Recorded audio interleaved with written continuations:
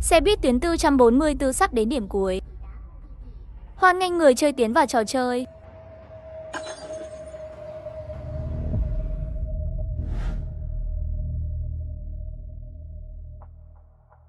Hoan nghênh người chơi tiến vào trò chơi. Trò chơi gì vậy? Đây mẹ nó là đâu?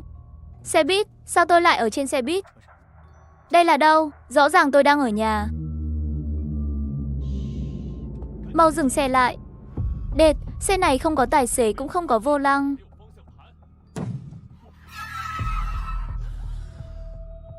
Xem ra chưa đến điểm cuối, xe này sẽ không dừng lại. Chúng ta cũng không thể đập kính thoát ra. Dù sao bên ngoài có loại quái vật tùy lúc đoạt mạng. Cô gái nhỏ, cô nhìn tình huống này thế nào? Từ lời nói vừa rồi có thể cảm nhận, cô ấy dường như về chuyện này hiểu nhiều hơn chúng ta. Nếu tôi đoán không sai, có lẽ đúng như cô gái kia nói. Chúng ta bị đưa vào một trò chơi. Có phải kiểu vô hạn lưu trong tiểu thuyết mạng? Hay trò chơi sinh tồn? Tôi không hiểu lắm. Giống phòng kín thoát thân à? Gần như vậy. Khác biệt duy nhất là thua có thể mất mạng. Trong xe nhất thời yên tĩnh lại. Mỗi người đều mang tâm sự riêng. Không ngờ tuổi 18 bình thường của tôi lại gặp chuyện không bình thường thế này. Kiểm tra số người chơi, 7 người. Phó bản lần này, thôn vô nhân. Cách chơi, xin tự mình tìm hiểu. Phát hiện người chơi lần đầu tham gia. Phát bảng trò chơi và thân phận. Chúc bạn chơi vui vẻ. Mong bạn thông quan thành công. Mấy người vừa rồi có nghe không? Nói thưa, tôi đâu có điếc. Game rắc này chẳng nói quy tắc kiểu gì đây? Đó là trọng điểm à? Giọng vừa rồi nói 7 người chơi. Chúng ta chỉ có 6 người. Mấy người ồn quá rồi đấy. Quý Tuần Nguyên Ba Si phó bản Hắc Tùng Lâm của game sinh tồn. Do làm việc tiêu cực, bị hệ thống trình đóng gói ném sang game vô hạn lưu. Bắt đầu lại từ người chơi cấp thấp. Đại ca, bộ đồ của anh nhìn hơi dọa người đấy. Quý Tuần tiện tay cất đồng phục vào ba lô người chơi, lộ ra khuôn mặt tinh xảo. Thân phận trò chơi của các người là gì? Tôi là học sinh cấp 3 thi trượt xui xẻo, đến làng để thư giãn tinh thần. Một doanh nhân vô lương, bỏ vợ bỏ con, đến làng phát triển dự án du lịch. Mẹ kiếp, tôi ghét nhất loại đàn ông cặn bã. Tôi là tiểu thuyết gia sa sút, đến làng tìm cảm hứng sáng tác. Cũng khá hợp đấy. Tôi đến nhà bạn trai ra mắt cha mẹ. Thiết lập của tôi là dẫn bạn gái về ra mắt cha mẹ. Còn tôi là người trung niên sự nghiệp thất bại muốn tự sát. Tôi không biết tình huống của các người, nhưng ngoài đời tôi thật sự là người viết tiểu thuyết. Chúng tôi cũng vừa gặp cha mẹ hai bên. Tôi đúng là thanh niên vừa tốt nghiệp cấp 3, có chí hướng. Nhìn tôi làm gì? Không thể nào, đời này tôi ghét nhất trai cặn bã. Thế còn anh? Chỉ là một người làm công bình thường mà thôi. Xe đã đến trạm thôn vô nhân. Xin người chơi mang theo đồ cá nhân, chuẩn bị xuống xe. Chiếc xe buýt vốn trống không đột nhiên khởi động lại. Bên trong chen chúc đầy người. Ánh mắt ai cũng đầy oán độc. Cho nên lúc nãy chúng ta đứng cạnh mấy ông anh này à? Xe này quá tải rồi nhỉ? Lúc này còn quan tâm quá tải làm gì? Mau chạy đi. Không thấy bọn chúng sắp xuống rồi sao? Quái vật trên xe buýt tức giận đập cửa kính, mặt kính đã xuất hiện vết nứt. Tôi vừa định nói, một ngôi làng bình thường sao lại gọi là thôn vô nhân? Hơn nữa những người kia chẳng phải dân làng sao? Chắc chắn không đơn giản vậy. Các người là ai? Đến làng chúng tôi làm gì? Đại ca, bọn tôi đến gần đây cắm trại. Ai ngờ xe đột nhiên hỏng. Có thể cho chúng tôi ở nhờ một đêm không? Mấy người khẽ thì thầm bàn bạc. Chủ yếu vì Lục Kiến Thành trông hung dữ, nhìn đã không giống người tốt. Ánh mắt ông ta quét một vòng. Khi nhìn thấy Quý Tuần thì khựng lại. Trông cậu khá quen mắt. Tôi à, tôi nhớ ra rồi. Cậu chẳng phải đứa con nhà họ Quý sao? Năm cậu 7 tuổi bố đã đưa cậu lên thành phố. Nếu không vì gương mặt này không đổi, tôi cũng không nhận ra cậu. Đứa nhỏ nhà họ Quý đã lớn thế này rồi. Phải nói rằng trông đúng là giống hệt lúc nhỏ. Thấy họ nói càng lúc càng quá. Đến cả chuyện hồi bé bị bối nhi đuổi khắp núi cũng bị bịa ra. Đúng là tôi. Được rồi, đừng nói nữa, mau vào làng. Nhà cậu chúng tôi vẫn giúp trông coi. Không biết có đủ chỗ cho bạn cậu không? Sau khi vào làng có thể thấy nhà cửa chằng chịt, dường như là phong cách thế kỷ trước, tường vẫn dùng đất nện. Cả nhóm đến trước một căn nhà cũ. Thiếu gì cứ nói với chú Trần. Đừng ngại mở lời. Cảm ơn chú Trần. Trong nhà rất đơn sơ, nhìn một cái là rõ, thất ca đúng là anh à. Trước đây anh thật sự là người làng này, trò chơi có thể đưa chúng ta tới đây. Làm ra thân phận giả có gì khó, không cần nói cũng biết hệ thống sắp xếp. Ở đây ngủ được 7 người không? Hay tôi sang nhà dân ở nhờ? Ở đây còn có con gái, không được, chúng ta chưa biết gì về làng này. Tách ra quá nguy hiểm, hơn nữa các người đừng quên. Ngôi làng này gọi là thôn vô nhân, nhiệm vụ chính là tìm ít nhất 4 dân làng. Nhưng trên đường chúng ta gặp rất nhiều người.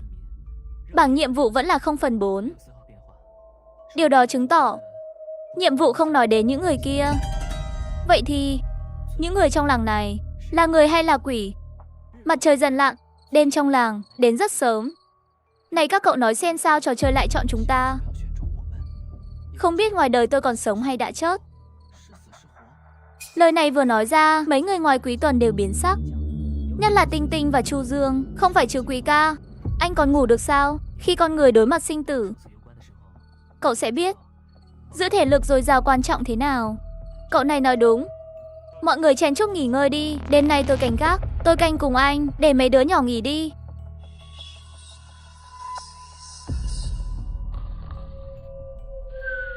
Mau dậy đi, đừng ngủ nữa. Đừng nói chuyện.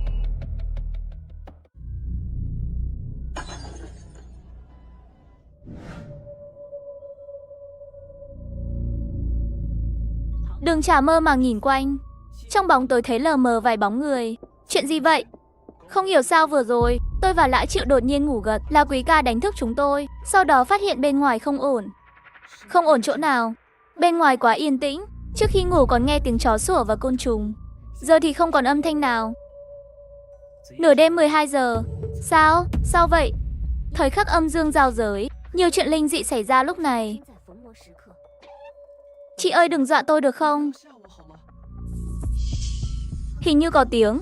Trong bóng tối giác quan sẽ nhạy hơn, đến mức họ nghe rõ. Tiếng kỳ lạ từ mái nhà bên cạnh. Giống như tiếng gì đó đang trườn. Là người sao? Nghĩ gì vậy? Người sao có thể trườn đi? Cửa đã khóa rồi. Những thứ đó chắc không vào được đâu. Loại cửa gỗ này tôi đá một cái là vỡ. Hơn nữa nghe âm thanh này, thứ bên ngoài số lượng không ít. Nếu cứ ở trong em rằng chúng ta sẽ bị bao vây. Tôi tìm được đèn pin, tôi đi đầu. Lát nữa xông ra, người này tuy nhìn rất hung, không giống người tốt, nhưng từ khi vào làng vẫn luôn bảo vệ mọi người. Những đồng đội tạm thời này lại đáng tin ngoài dự liệu. Trên mái nhà tiếng trườn rợn người đang từ từ tiến lại gần, đồng thời còn kèm theo tiếng rít của loài rắn vang lên. Chạy mau khi họ chạy ra đến sân.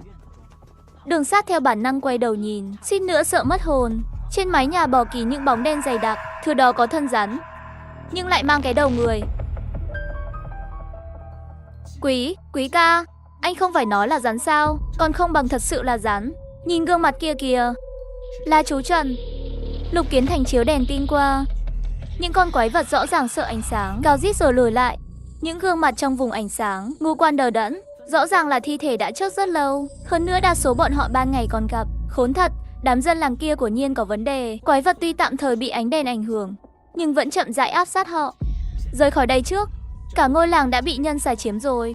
Khi họ liều mạng chạy đến một ngã rẽ, những con quái vật tạm thời chưa đuổi kịp. Làm sao đây, chọn đường nào? Nếu sớm có quái vật đuổi phía sau, tôi đã không trượt môn thể dục. Hai bên ngã rẽ mỗi bên có một tòa nhà. Quý Tuần có 5 giác quan vượt xa người thường. Anh có thể nhìn rõ hai tòa nhà đó, xung quanh đều không có dấu vết nhân xà. Các anh nghe này. Là thế này, cơ thể tôi có chút đặc biệt. Có một đặc điểm người khác không có. Vận may của tôi vừa xấu lại vừa tốt. Luôn gặp phải những chuyện tôi cực kỳ không muốn đối mặt, nhưng lại có lợi cho tôi. Ví dụ ăn táo ăn được nửa thì thấy sâu, mà nửa còn lại đã ở trong miệng. Ví dụ đi vệ sinh không mang giấy, phòng bên cạnh lại đúng lúc là nữ thần cậu thầm thích. Nhà ai nhà vệ sinh nam nữ chung. Lúc này tôi vừa nhìn căn nhà bên trái đã đặc biệt muốn vào, nhưng kinh nghiệm 18 năm nói với tôi, bên trong chắc chắn có thứ tôi không muốn đối mặt. Thất ca anh bình tĩnh hơn bọn tôi. Vậy anh nói giờ nên làm gì? Đi thôi còn lựa chọn khác sao? Căn nhà được Đường Sát chọn quả thật khác biệt. Khi những căn nhà khác vẫn là tường đất, giường đất kiểu cũ. Căn nhà này đã dùng 11 măng. Trong nhà đồ điện đầy đủ, thậm chí còn có phòng khách riêng. Có vẻ gia cảnh chủ nhà khá tốt, nhưng căn nhà này cũng phủ đầy bụi. Nếu nói căn nhà của tôi trong thiết lập là vì từ nhỏ đã theo cha lên thành phố nên bỏ trống. Vậy căn nhà trang trí tinh xảo này sao lại không có ai ở? Nhìn xem cái giường đất này hình như đã sửa lại. Nhà này chắc có trẻ nhỏ. Trước đây tôi là giáo viên mầm non, nhìn kích cỡ mũ hổ đầu chắc chưa quá 2 tuổi. Không được rồi, tôi phải nghỉ chút. Lượng vận động hôm nay vượt mức rồi. Tôi khuyên cậu nên tránh xa cái giường đất kia. Kiệt ca, chẳng lẽ trong giường cũng có rắn? Nói xong anh ta vội ngậm miệng, bởi vì anh nghe thấy trong phòng truyền ra một âm thanh rất khó chịu. Bên trong có tiếng, tôi không biết phải miêu tả sao, giống như tiếng ma sát rất chói tai, giống như tiếng móng tay cào bảng. Đúng chính là âm thanh đó. Mấy người đều gật đầu tán đồng. Chỉ có Kế Tuần vẻ mặt ngơ ngác, hắn không có kiểu tuổi thơ của loài người. Vậy tức là bên trong có một người đang cào tường. Hoặc là hắn muốn ra ngoài, nên mới liều mạng muốn gạt đống gạch đá chặn đường hắn ra. Chị ơi, cái miệng 36 độ của chị, sao có thể bình tĩnh nói ra lời lạnh không độ vậy? Một tin tốt, một tin xấu. Tin tốt là những con quái vật đó dường như không dám lại gần căn nhà này. Chúng ta tạm thời an toàn. Tin xấu là chúng ta đã bị bao vây. Vậy bây giờ làm sao? Hay là chúng ta sang phòng khác, khóa căn phòng này lại? Cứ trốn không phải cách. Đừng quên chúng ta còn nhiệm vụ chính. Dù sao tạm thời cũng không ra ngoài được. Mọi người ở đây đợi chút. Tôi sang phòng khác xem có gì bất thường không. Cẩn thận đấy. Bóng tối không ảnh hưởng chút nào tới Kế Tuần. Hắn có thể nhìn rõ mọi thứ xung quanh, cũng như những thứ bị bụi che lấp. Những vết mưu bắn tung khắp nơi, hoàn toàn là một hiện trường án mạng. Một người bình thường chảy nhiều mớ như vậy chắc chắn phải chốt. Đây đúng là một căn nhà hung. Ký Tâm cẩn thận đi về phía nhà bếp. Trong không khí nhà bếp tràn ngập một mùi hôi thối cực kỳ nồng nặc. Trên bếp đặt một cái nồi lớn và một bao đựng lương thực. Cái bao đã phủ đầy nấm mốc. Ký Tâm do dự mở nắp nồi. Nhiệt độ trong phòng lập tức giảm xuống. Trong lòng Ký Tâm dâng lên cảm giác bất an. Chúc mừng người chơi gia nhập nhóm. Nhiệm vụ chính tìm thấy ít nhất 4 thôn dân hoàn thành ngày mồng 1 tháng 4.